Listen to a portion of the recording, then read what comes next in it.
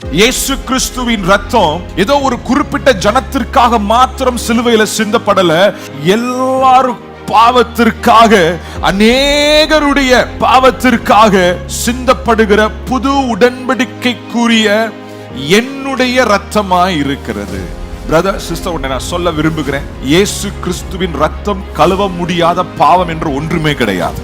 எப்படிப்பட்ட பாவமா இருந்தாலும், சிந்தனைக்குரிய காரியமோ, செய்கைக்குரிய காரியமோ, வார்த்தைக்குரிய காரியமோ, அது எப்படிப்பட்ட காரியமா இருந்தாலும், உங்க வாழ்க்கையில அது எப்படிப்பட்ட பாவமா இருந்தாலும், இயேசு கிறிஸ்துவின் ரத்தம் அதை முற்றிலும் கழுவ அது வல்லமை உள்ளதாக இருக்கிறது. அவன் அட்வர்டைஸ்மெண்ட் போடுவான் இந்த டிவியில, ஒரு வட்டத்தை போட்டு அந்த வட்டத்துக்குள்ள நிறைய என்ன இருக்கும், கிருமிகள் இருக்கும். உடனே சொல்லுவான், சோப் யூஸ் பண்ணுங்க, அது எல்லா கிருமிகளும் என்ன பண்ணும், அது அழிச்சிரும் அப்படின்னு சொல்லுவான். அப்புறம் அப்படியே இந்த சோப்பு பார்த்து மேலே கீழே போகும் பாருங்க.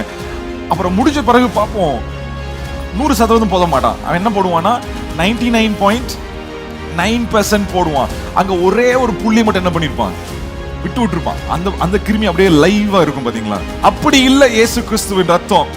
உங்க வாழ்க்கையில இந்த பாவம், இந்த பாவம், இந்த காரியம், ஆனா இந்த ஒரு காரியம் மட்டும் இயேசு மன்னிக்க மாட்டார், நீ போய் அவ்வளவுதான் அப்படின்னு கிடையவே கிடையாது. சகல பாவங்களையும் மன்னிக்க இயேசுவின் ரத்தம் வல்லமை உள்ளதா இருக்கிறது.